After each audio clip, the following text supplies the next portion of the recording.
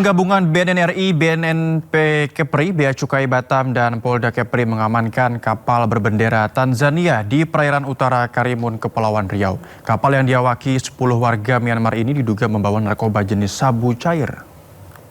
Oke, thank you.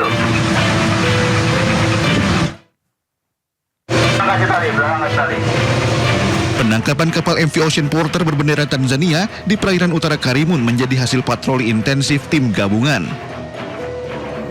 10 kru warga Myanmar ditangkap untuk menjalani pemeriksaan. Di dalam palka, petugas menemukan ratusan drum yang diduga berisi sabu cair sebanyak 2,6 ton serta ratusan karton rokok tanpa pita cukai. Dirjen Bea dan Cukai Lejen Jaka Budi Utama menyebut kapal tersebut sudah masuk radar petugas berdasarkan informasi intelijen. Penangkapan ini diduga berkaitan dengan jaringan yang sebelumnya membawa 1,3 ton ketamin yang diungkap di perairan Pulau Brakit, Bintan. Kemungkinan, ya bukan kemungkinan, tapi diperkirakan ini adalah merupakan jaringan yang sama. Karena dari tersangka ataupun yang ditangkap kemarin itu adalah warga negara Myanmar. Hingga kini petugas masih memeriksa seluruh kru kapal. Petugas juga mendalami kemungkinan adanya kapal lain yang membawa narkotika dalam jumlah besar menuju Indonesia. Dari Batam, Kepulauan Riau, Gusti Yenosa, iNews melaporkan. Kita ke informasi lainnya, pemirsa. Polisi menggerebek percetakan uang palsu di Pergudangan Tangerang, Banten. Polisi mendapati sejumlah 360.000 lembar kertas menyerupai uang pecahan Rp100.000.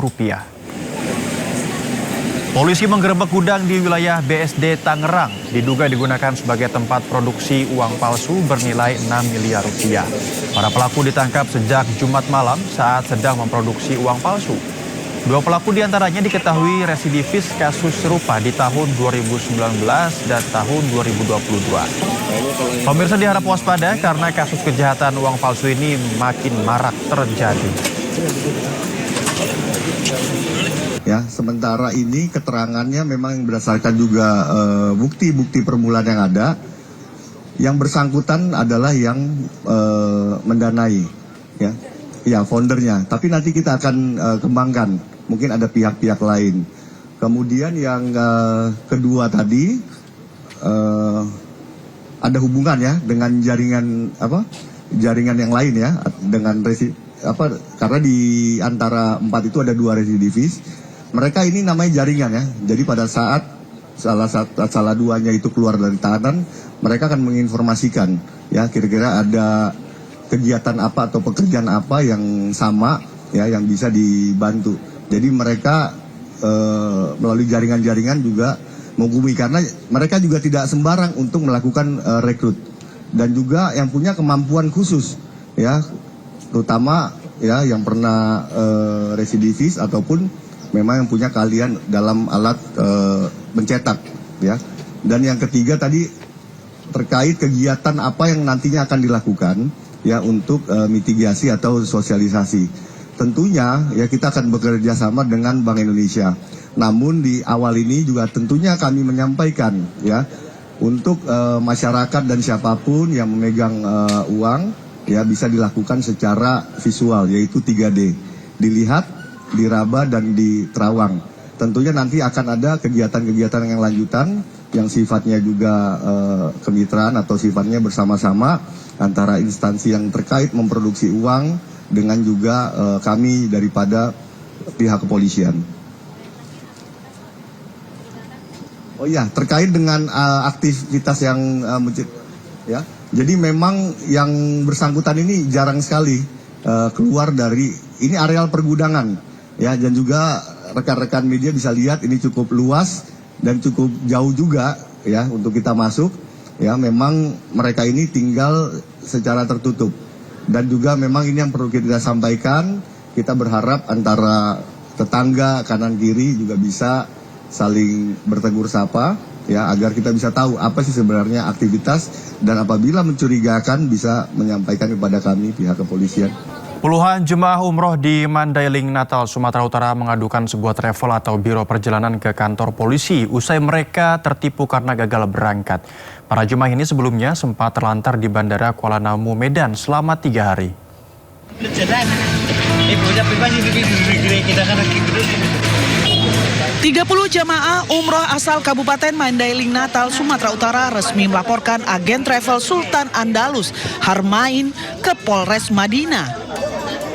Mereka gagal berangkat ke Tanah Suci setelah sempat tertahan dan terlantar tanpa kejelasan di wilayah transit dekat dengan Bandara Kuala Namu, Medan selama 3 hari.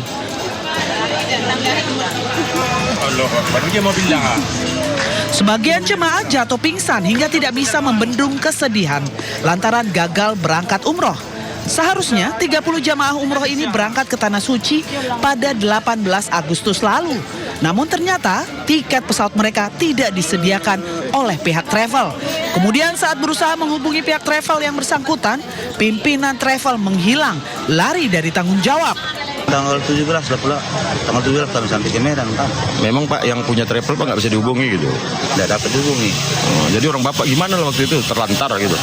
Ya bantu-bantuan apa lah, kalau cuman apa pula, semalam dibantu kata siapa, Ustaz pembimbing kami, dikirim istrinya katanya untuk itu badan hukumnya ada, tapi izin dari kementerian tentang untuk PPIU-nya belum ada sampai sekarang. Makanya mungkin kalau kita simpulkan bahwasanya khusus untuk ilmu umroh itu belum ada mungkin izin. Kalau belum ada izin tuh gimana tuh apanya? Bodong atau gimana? Bodong lah itu.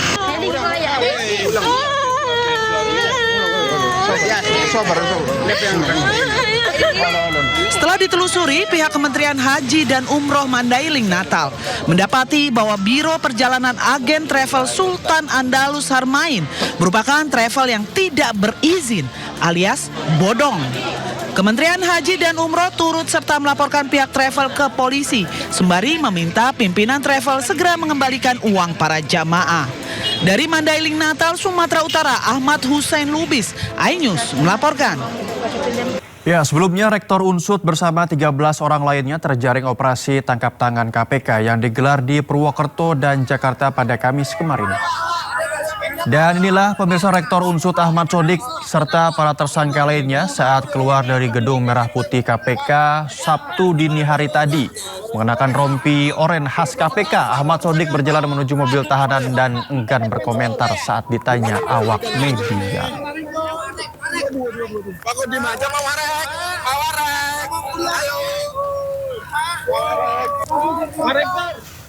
Dalam operasi senyap di hari Kamis kemarin, KPK mengamankan barang bukti uang tunai senilai ratusan juta rupiah. KPK mengungkapkan Rektor Unsud melalui perantara meminta orang tua yang ingin anaknya masuk Fakultas Kedokteran Unsud untuk menyiapkan uang sebesar 650 juta rupiah, pemirsa.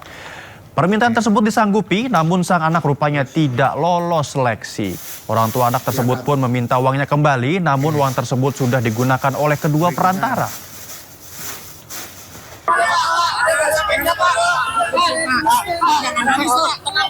Aduh, gimana pendidikan maju ini?